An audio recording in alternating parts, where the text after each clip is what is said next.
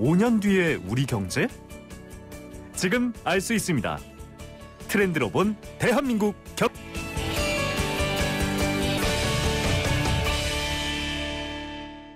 네, 우리 사회의 변화를 경제 트렌드로 짚어보는 트렌드로 본 대한민국 경제. 김광석 한양대학교 국제학대학원 교수와 함께 이야기 나눠보겠습니다. 교수님 안녕하세요. 네, 안녕하세요. 네, 자 최근 정부가요 이 공유경제 활성화 대책을 내놨는데, 자 먼저 이 공유경제란 뭔지 좀 설명해 주세요. 일단 공유경제는 쉽게 말씀드려서 소비하는 것이 아니라, 혹은 소유하는 것이 아니라 공유하는 것이다, 이렇게 말씀을 드리고 싶은데요. 네. 사실 이제 한번 생산된 제품 같은 경우는 소비에 의해서 한 개인에게 소유되는 개념이었는데, 이것을 여럿이 공유해서 쓰는, 어떻게 보면 협업 소비를 기본으로 한 그런 경제 체계를 의미합니다. 네, 자 협업 소비. 뭔가 좀 재밌을 것 같은데요. 자, 이 물건을 나눠 쓰는 것만으로도 경제가 된다, 이런 이야기로 들리는데요. 자, 미국의 시사주간지 타임에서 이 세상을 바꿀 수 있는 10가지 아이디어 가운데 하나로 꼽았다고 하네요. 자, 어떤 매력이 있다고 보세요?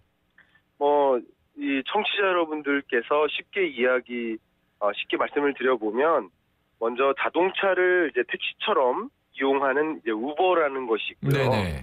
또 빈방을 나눠 쓰는 에어비앤비가 있습니다. 네. 이런 것처럼 이제 소액 투자 모금 사이트, 이런 킥스타터라는 것이 있고요. 이런 것을 통해서 이제 기업들이 쉽게 이제 공유 경제 시스템에 의존해서 사업을 영위하고 있는데요. 네. 이렇게 하다 보면 어떻게 보면 남는 자원을 활용해서 돈을 벌 수 있다는 큰 장점이 있습니다. 그러니까 어떻게 보면 자동차 한 대를 사서 여러 가구가 공유한다고 생각한다면 그 자원 이용의 효율성이 충분히 제기된다라는 것이고, 소비자 입장에서는 상대적으로 저렴한 가격에 같은 서비스를 이용할 수 있다는 또 큰 장점이 있죠.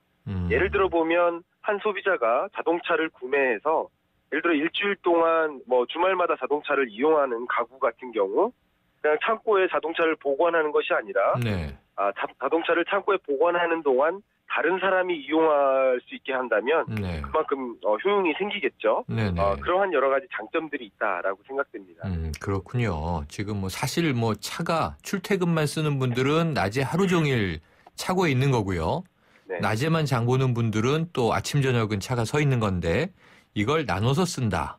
자, 이게 유명한 공유경제 기업들이 있군요. 이 차량 공유기업은 45조 원, 또 이 숙박공간 공유기업은 10조 원이 넘는 가치평가를 받았다고 하는데, 이게 어떻게 이렇게 높은 평가를 받게 되나요? 예, 한 세 가지 이유를 좀 들 수 있겠는데요. 첫 번째는 IT와 모바일 기술이 이제 성숙하면서 사람들이 더 실시간으로 정보를 전달하고 이제 수신할 수 있는 그런 상황이 됐습니다. 그로 인해서 어떻게 보면 여러 가지 효용들을 여러 사람들이 공유할 수 있게 됐다는 차원이 있고요. 두 번째는 사실 2008년 세계 경제 위기 이후에 어떤 세계적인 불안과 또 양극화로 인해 사람들은 뭔가를 쓴다는 것이 굉장히 부담스러워졌죠. 그러면서 이제 소득이 늘지 않다 보니까 어떻게 보면 합리적인 소비의 유형으로 또 이렇게 공유 경제가 또 들어섰다는 또 하나의 높이 평가를 받게 되는 이유가 있고요. 마지막으로는 이제 경기 부양을 위해서 금리 인하로 초저금리 상황이 지속되면서 어떻게 보면 대규모 자본이 투자처를 찾았다라는 차원에서 여러 가지 높은 평가를 받게 되는 그런 상황이라고 볼 수 있습니다. 그렇군요. 자, 말씀하신 대로 이렇게 이 공유 경제가 급격히 확산될 수 있었던 또 요인으로 역시 이제 IT와 스마트폰의 역할 들어주시기도 했는데요. 자, 현재 이 공유 경제 영역은 어디까지라고 할 수 있겠습니까? 예, 공유 경제 영역이 거의 영역을 막론하고 지금 보급 확산되고 있는데요. 예를 들어 보면 우리가 앞에 말씀드렸던 자동차에서 시작해서 이제 숙박 시설, 그리고 그것에 넘어서서 지금 같은 경우는 악기, 옷, 자전거, 장난감, 액세서리, 이런 여러 가지 분야에 대한 어떤 공유가 계속 더해지고 있습니다. 특히 제가 보기에는 우리 한국 경제 같은 경우도 유아용품에 대한 공유 경제가 굉장히 많아졌습니다. 네. 쉽게 생각하면 한 사람이 아이 용품을 사서 한 3개월 동안 이용하던 체제여서 네. 지금 같은 경우는 쉽게 말해서 10가구가 돌아가면서 사용한다면 굉장히 효용이 높아지겠죠. 네, 네. 이런 식으로 그 공유경제 영역이 계속 확산되고 장벽을 허물고 있는 상황이라고 볼 수 있습니다. 그렇군요. 저 어린 시절 젊을 때 기억도 나는데 교복도 물려 입었고요. 또 동네 선후배끼리 책 같은 경우에는 참 서로 돌려보는 상황이었는데 그런 것도 공유경제인가 이런 생각이 드는데요. 이 결국 경제 상황을 두고 우리가 어렵다, 불황이다 이런 얘기를 많이 하다 보니까 이 불황이 만들어낸 새로운 경제, 역설적으로 이렇게 봐도 괜찮을까요?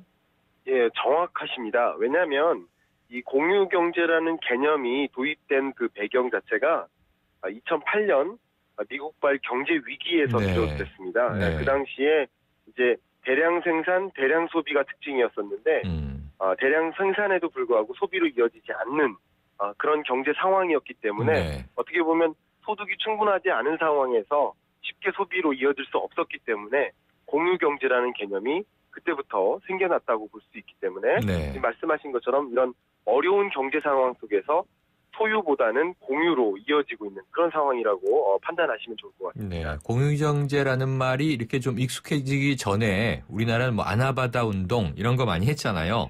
네네. 자, 그런데 요거 한번 여쭤볼게요, 교수님. 네. 이 기존 사업자와 갈등이 생기잖아요. 네. 그러니까 뭐 택시 조합이 있는데 우버 택시 안 된다 이런 이제 갈등이 있고요. 이 네. 법제도와 충돌한다는 지적도 나오고 또 우리나라는 이게 업종별로 여러 가지 다양한 각종 규제가 많지 않습니까? 네네. 그러다 보니 공유경제 서비스 기업이 등장하는 게 쉽지 않다. 이런 이야기도 나오던데 어떻습니까? 네. 예, 맞습니다. 한국 같은 경우는 이미 미국이나 유럽에서 발달한 이 공유경제 시스템이 한국에 도입되는데 굉장히 걸림돌이 좀 많이 있는 상황인데요. 네. 그건 이제 규제 때문이라고 볼 수 있습니다. 특히 이제 에어비앤비 같은 경우 그 산업을 적용할 만한 마땅한 이제 규제가 없기 때문에 네. 규제망에서 벗어난 그런 불법으로 간주되고도 있고요. 네. 또 이제 자동차 같은 경우도 우버 같은 경우에도 마찬가지입니다. 네. 국내에서는 이제 불법 판결이 나면서 상당히 이제 적지 않은 그런 파장이 일고 있는 그런 상황이라고 볼 수 있습니다. 그렇군요. 한 가지 궁금한 게 또 떠올랐는데요. 네, 말씀하신 대로 규제가 있잖아요. 우리가 네. 제 집을 일정 기간 비우는 동안 그럼 다른 사람들이 와서 쓸 수 있게 하고 돈을 받을 거잖아요. 네네. 그럼 이게 숙박업이나 민박업 이게 등록됐느냐 안 됐느냐 문제가 있을 텐데 그럼 저는 어쨌든 소득이 생기잖아요. 네. 그럼 여기에 대해서는 지금 세금을 뗍니까? 현재는 세금을 떼지 않는 상황입니다. 네, 앞으로는 공유경제에 세금이 매겨질까요? 그거는 당연한 거라고 생각이 되는데요. 네네. 이제 불법인 산업이 아닌 현재 존재하는 어떤 법 테두리 안에 있는 산업화 된다면 네. 사업자 등록이 가능하고 그렇다 보면 이제 사업소득으로서 인정이 되기 때문에 세금이 당연히 부여될 것으로 보여집니다. 그렇죠. 뭐 항상 이 소득 있는 곳에 세금이 있으니까요. 자, 네네. 정부에서 공유경제 투자 활성화 대책을 내놓을 정도로 관심이 많은 것 같은데요. 앞으로 어디까지 성장하겠습니까?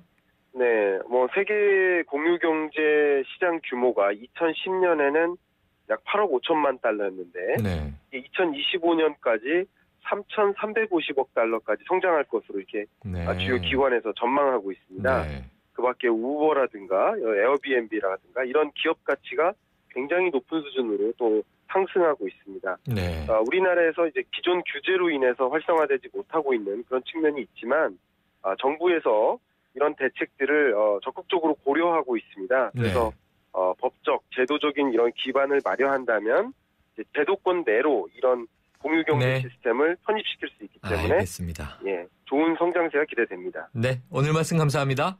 네, 감사합니다. 지금까지 트렌드로 본 대한민국 경제 김광석 한양대학교 국제학대학원 교수였습니다.